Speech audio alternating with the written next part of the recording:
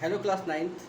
आज की क्लास में हम लोग पढ़ेंगे अ, ये जो सेल्स हैं। हम लोग सेक्शन में तुम लोग अभी लैब तो नहीं कर पाए, लेकिन अगर लैब करेंगे, हम स्लाइड को देखते हैं जब, तो उसमें बहुत तरह के सेल्स होते हैं। कुछ ओवल शेप होते हैं, कुछ रेक्टेंगुलर होते हैं, कुछ हेक्सागोनल शेप के सेल्स होंगे।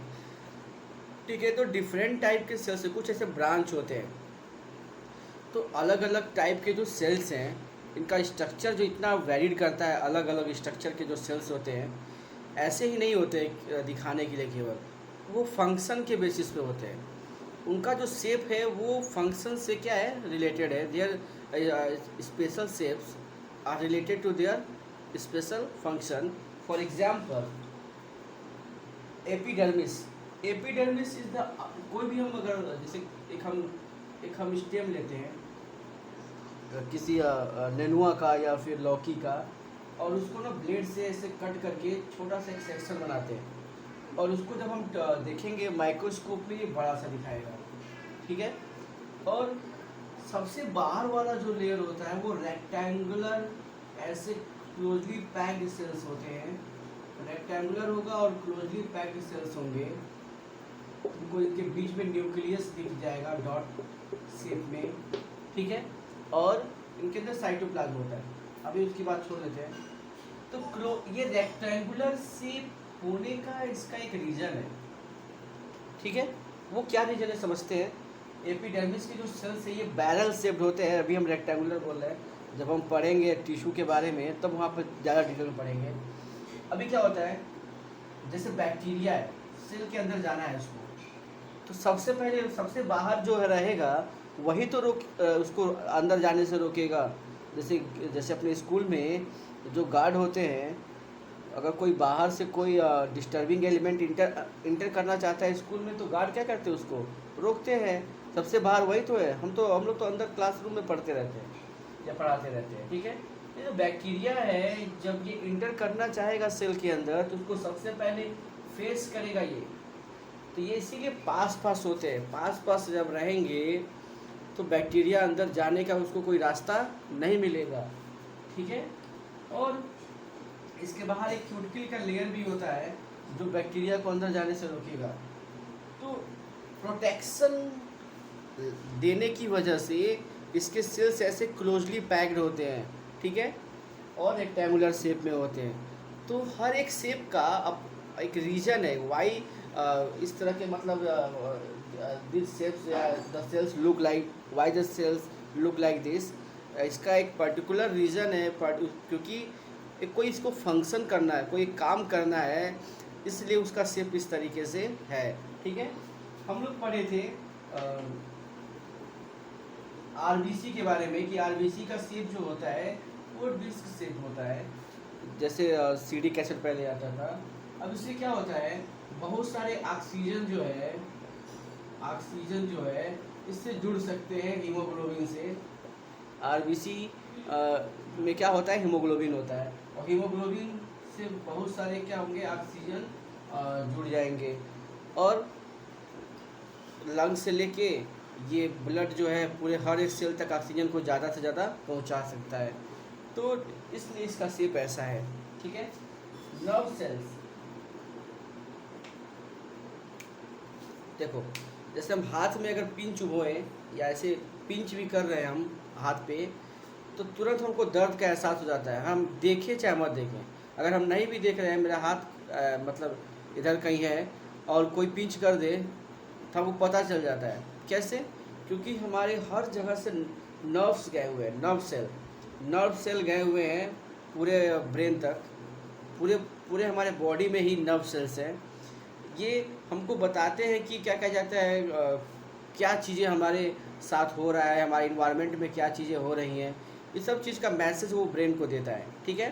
तो ये नर्व सेल्स होते हैं। नर्व सेल्स को मैसेज जो है काफ़ी जल्दी और काफ़ी दूर तक पहुंचाना होता है, इसीलिए वो ब्रांच होते हैं, ताकि चारों तरफ से मैसेज को कलेक्ट करें, उसको फिर जल्द इनका।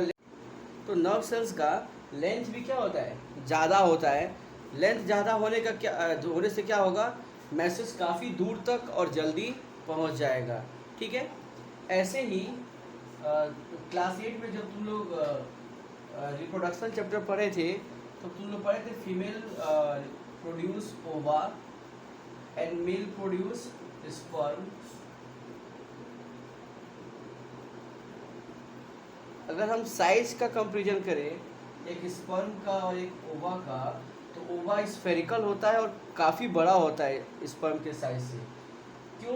क्योंकि इसमें बहुत सारे स्टोर्ड फूड होते हैं, जो जब वो बेबी डेवलप होगा, एम्ब्रियो डेवलप होगा, तब ये फूड काम आता है, इसलिए इतना इसका साइज बड़ा है और वो स्फेरिकल शेप है। स्पर्म को मूव करना होता है काफ़ी दूर तक, ये मोटाइल होते हैं, मूव करते हैं, ठीक है।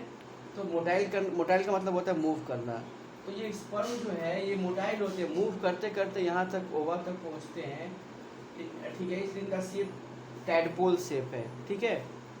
तो हर एक शेप का अपना एक मतलब है, एक इसके साथ कोई एक काम जुड़ा हुआ है, एक फंक्शन जुड़ा हुआ है, एक टास्क जुड़ा हुआ है, ठीक है। तो ये हम लोग अभी समझ चुके हैं कि जब भी हम डिफरेंट टाइप ऑफ सेल्स देखते हैं किसी भी स्पेसिमेन को स्टडी करते समय माइक्रोस्कोप से, तो हर एक शेप का अपना एक पर्टिकुलर टास्क है, फंक्शन है।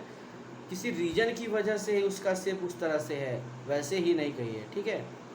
एक आता है क्वेश्चन पूछता है what do you mean by division of labour, ठीक है।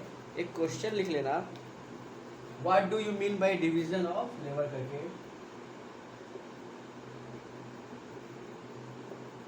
What do you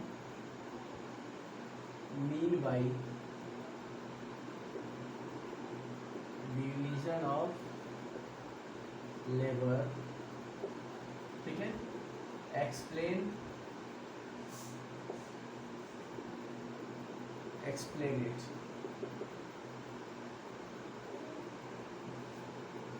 division of labour, ठीक है। कोई भी चीज़ अगर हम लोग अपने आसपास में एग्जाम्पल सेट करके समझे तो थोड़ा इजी होता है समझना।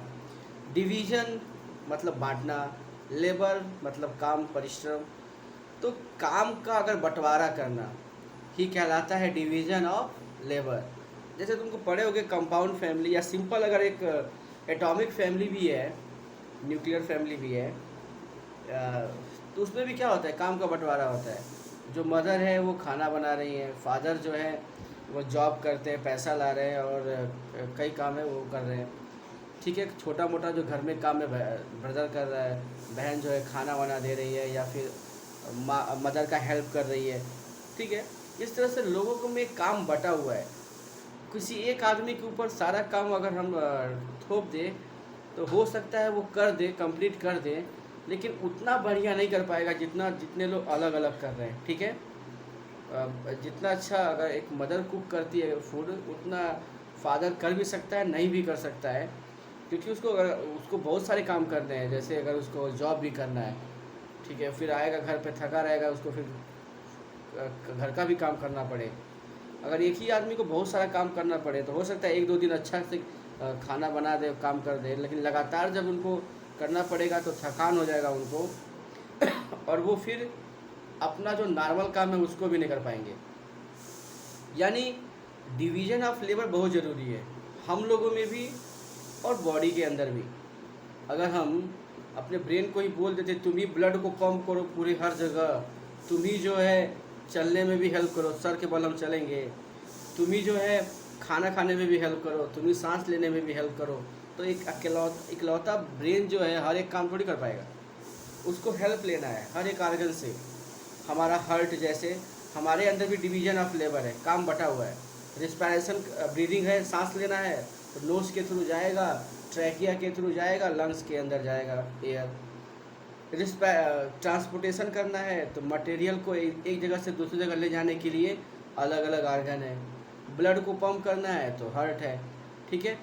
अगर नाइट्रोजनस वेस्ट जैसे कि अमोनिया है, यूरिया है, उसको रिमूव करना है बॉडी से तो किडनी है। तो ऐसे अलग अलग आर्गन है, अलग अलग काम है, ठीक है। तो इसको कहते हैं डिवीजन ऑफ लेबर। ये सेल के अंदर होता है, क्योंकि हमारा जो चैप्टर है वो है फंडामेंटल यूनिट ऑफ लाइफ, यानी सेल के बारे में। तो सेल के अंदर भी ये डिवीजन ऑफ लेबर होता है। हम लोग अभी सेल के बारे में ज़्यादा डिटेल में नहीं पढ़े हैं, तब भी अगर हम सेक्शन की बात करें जो हम लोग माइक्रोस्कोप में देखते हैं, तो उसमें हमको दिखाई देता है सेल मेम्ब्रेन, बीच में न्यूक्लियस, और इसके अंदर होते हैं साइटोप्लाज्म। इसमें बहुत सारे छोटे छोटे आर्गन्स होते हैं, ठीक है। अगर आर्गन मतलब होता है अंग, जैसे हाथ पैर, दिल हो गया, हार्ट हो गया, लंग्स हो गया, ये सब चीज़ें हो गई आर्गन। लेकिन एक सेल जो वैसे ही बहुत छोटा होता है, उसके अंदर के आर्गन की बात करें ना, तो बहुत ही छोटे आर्गन को क्या बोलते हैं, ऑर्गेनेल्स बोलते हैं। तो सेल के अंदर जो आर्गन है उनको आर्गन नहीं कहेंगे, क्या बोलेंगे, ऑर्गेनेल्स। तो ये जो ऑर्गेनेल्स है सेल के अंदर, ये भी अलग अलग काम करते हैं। एक है जो रिस्पायरेशन में हेल्प कर रहा है, एक है जो फोटोसिंथेसिस में हेल्प कर रहा है फूड बनाने में, एक है जो पुराने जो कूड़ा कचरा है उसको ख़त्म करने में हेल्प कर रहा है, कोई है जो नया चीज़ बनाने में हेल्प कर रहा है। तो सेल के अंदर भी काम का बंटवारा हुआ है, डिवीज़न ऑफ लेबर हुआ है, तभी जाके सेल मतलब बहुत सारे काम को इफ़ेक्टिवली परफॉर्म कर पाता है, ठीक है। तो डिवीज़न ऑफ लेबर हम लोग कई जगह और भी देखते हैं। जैसे अगर अपने स्कूल में कुकिंग कंपटीशन होता है, तो कुछ बच्चों को बोल देते हैं कि तुम सैलड काटो, कुछ को बोल देते हैं कि तुम सब्ज़ी काटो, अगर कुछ बनाना है सब्ज़ी वाला चीज़। तो कुछ को कुछ और काम देते हैं, किसी को कुछ और काम देते हैं, कोई डेकोरेट करता है, कोई कुछ करता है। तभी तो हम एक given short period of time में एक पूरा का पूरा टास्क, जो बड़ा सा टास्क है, उसको कंप्लीट कर लेते हैं। अगर अकेले करना होता तो सोचो कितना टाइम लगता, और क्या हम उतना अच्छे से कर पाते, तो आंसर होता नहीं, उतना अच्छा से नहीं कर पाते। इसीलिए डिवीज़न ऑफ लेबर हमको हर जगह देखने को मिलेगा, अपने समाज में, अपने बॉडी के अंदर, अपने हर एक छोटे छोटे सेल के अंदर भी हमको क्या देखने को मिलता है, डिवीज़न ऑफ लेबर। तो डिवीज़न ऑफ लेबर जब इतना इम्पोर्टेंट है, तो इसको हम लोग लिख लेते हैं। तो डिवीज़न ऑफ लेबर को एक्सप्लेन करना है तो हम क्या लिख सकते हैं,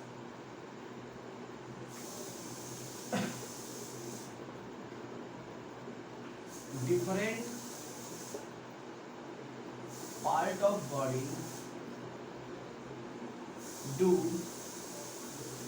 different function.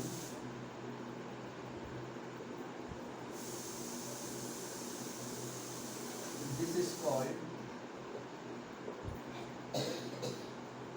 division of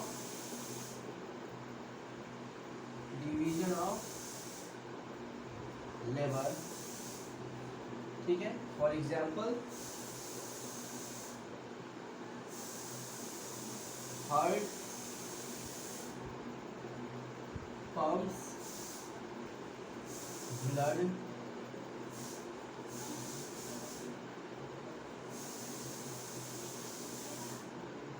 lungs help in respiration, blood transport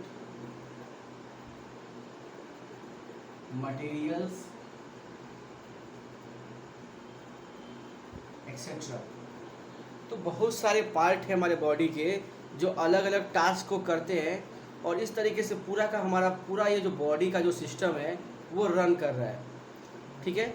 अगर एक पार्ट काम ना करे तो आदमी को बहुत सारे डिजीज़, आदमी मर भी सकता है, ठीक है। तो सारे पार्ट को काम बांट दिया गया है, सबको अपना अपना काम करना है, और इस तरह से एक पूरी बॉडी जो है रन कर रही है डिवीज़न ऑफ लेबर की वजह से, ठीक है। हम आगे लिखेंगे कि ये जो लेबर है, डिवीज़न ऑफ लेबर है, ये सेल के अंदर भी होता है, ठीक है। Division of labour also take place inside the cell. तो हम ऊपर क्लिक करके लिख देते हैं, ठीक है। यहाँ से फिर यहाँ लिखना,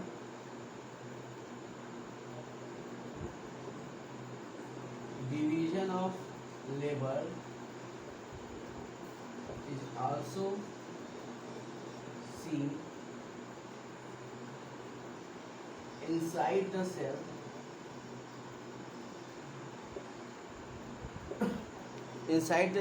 where different cell organelles का मतलब समझना, जो बहुत ही छोटे आर्गन होते हैं उनको क्या बोलते हैं, ऑर्गेनेल्स। तो सेल वैसे ही बहुत छोटा होता है, और उसके ऑर्गेनल की बात करें तो क्या बोलेंगे उनको? Organelles. Where different cell organelles do different function, do different function. ठीक है, तो ये डिवीजन ऑफ लेबर हो गया। ठीक है तो अभी सेल के अंदर बहुत सारे सेल ऑर्गेनेल्स हैं, स्ट्रक्चर है, तो हम अब एक एक स्ट्रक्चर के बारे में उसको डिटेल में पढ़ेंगे। ठीक है, तो सबसे पहले हम लोग देखते हैं सेल के बारे में। तो सबसे पहले हम लोग पढ़ेंगे सेल के प्लाज्मा मेम्ब्रेन के बारे में। ठीक है, तो हम आज के लिए इतना ही रहने देते हैं वीडियो में। आगे का जो मतलब क्लास है, क्योंकि वो अलग से अब टॉपिक स्टार्ट होगा, तो उसको हम लोग अब नेक्स्ट वीडियो में पढ़ेंगे, यानी कल से पढ़ेंगे। ठीक है, तो आज के लिए इतना ही। Till then, bye bye, stay happy and always stay healthy.